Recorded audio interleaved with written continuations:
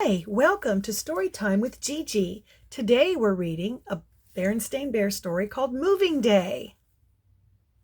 Have you ever had to move before? This is by Stan and Jan Berenstain. The stuff is all packed. Here comes the truck. Let's move with the bears and wish them good luck. I wonder if this is before they moved into the treehouse or if they're moving from the treehouse to another place. Let's find out. I moved a lot when I was a child. Oh, this is before. The Bear family didn't always live in the big tree house down a sunny dirt road deep in bear country. Years ago, when Brother Bear was an only cub, they lived in a hillside cave halfway up Great Bear Mountain at the far edge of bear country. Oh, so Sister Bear wasn't even born yet. That's neat. It was a comfortable cave, cool in the summer and cozy in the winter. And while it wasn't perfect, it tended to be dark and it dripped and trickled a bit. It was home, and the Bear family was quite happy there.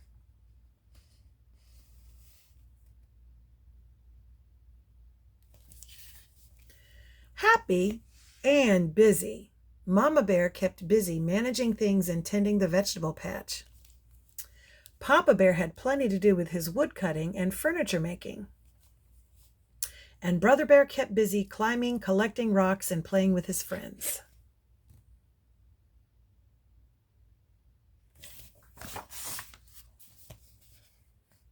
But living on the mountainside wasn't perfect. It wasn't easy growing vegetables in the thin, rocky soil, and the trees Papa needed were getting fewer and farther between. But the sun was bright, the air was clear and sparkling, and the view was magnificent.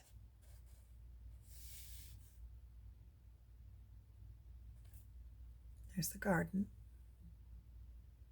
and the trees. Yes, the Bear family was happy and content living in their hillside cave halfway up Great Bear Mountain at the far edge of bear country. Until one day, Papa Bear said, "My dears, the time has come to move."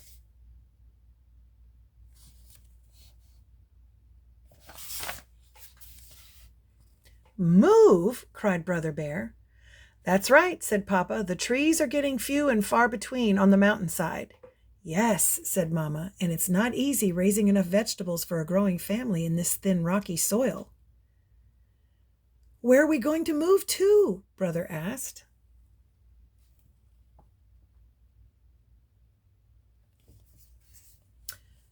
"To the valley," said Papa as he began putting lamps and things into a box. "The valley," said Brother. The valley down there was nice to look at, but he wasn't so sure he wanted to live there. It was so far away.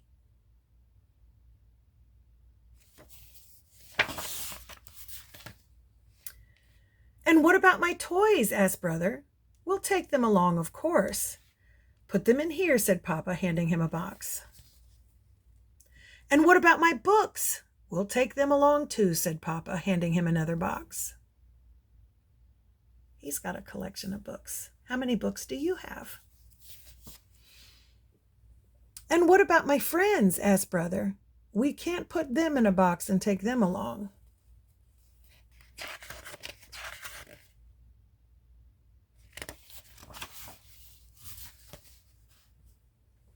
"That's true," said Mama, lifting Brother onto her lap.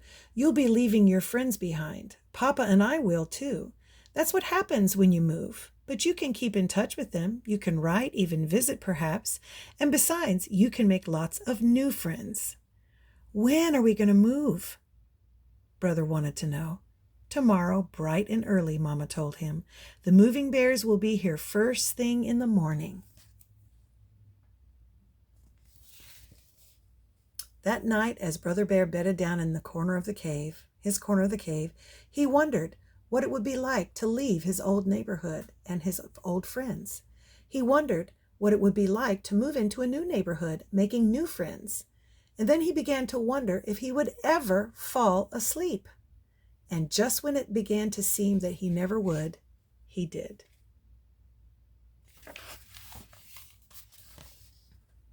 The next morning, the moving bears came with their big truck and began moving the bears' family things out of the cave. "Everything goes," said Papa. And everything did. The moving bears were very fast, but very careful. Before long, the cave was empty.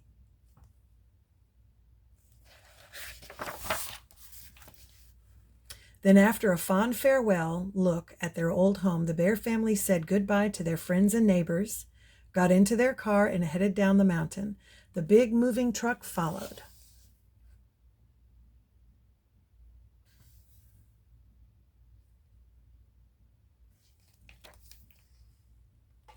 Down, down the mountainside they went. After a few tight spots and a few wrong turns, they were in the rich green forest of the valley.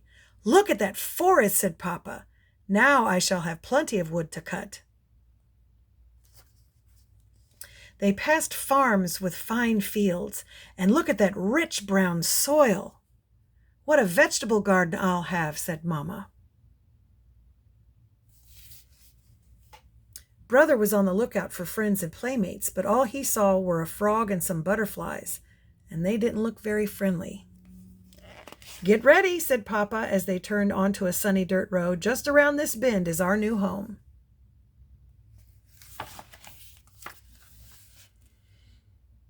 "But it's a tree," said Brother. "A tree house," said Papa.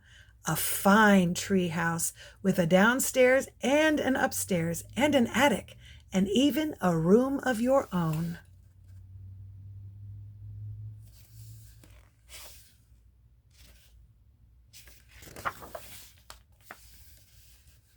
It was indeed a fine house, a whole house hollowed out of a great oak. It did need work. The paint was old. There were some broken steps and some of the bark was loose. But Mama and Papa had great plans for fixing it up. So the plants are dying. Some loose bark, some broken glass.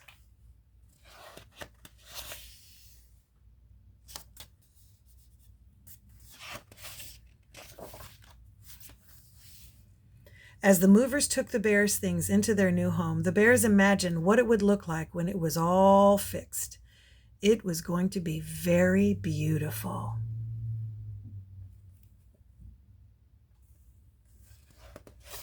So that's what it looks like now, kind of shabby and not well kept.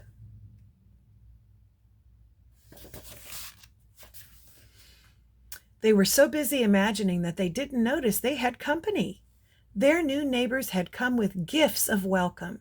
There were rabbits with carrot stew, bird and squirrel families with seeds and nuts, and a number of bear families with honeycombs, wild berries, and lots of cubs to make friends with. How nice. Look, they're bringing flowers, honeycomb. What nice neighbors.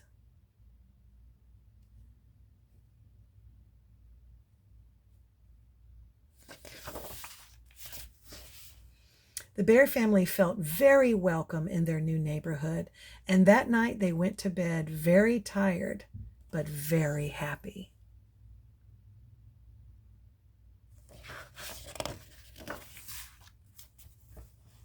And when they got their tree house all fixed up, it was just about perfect.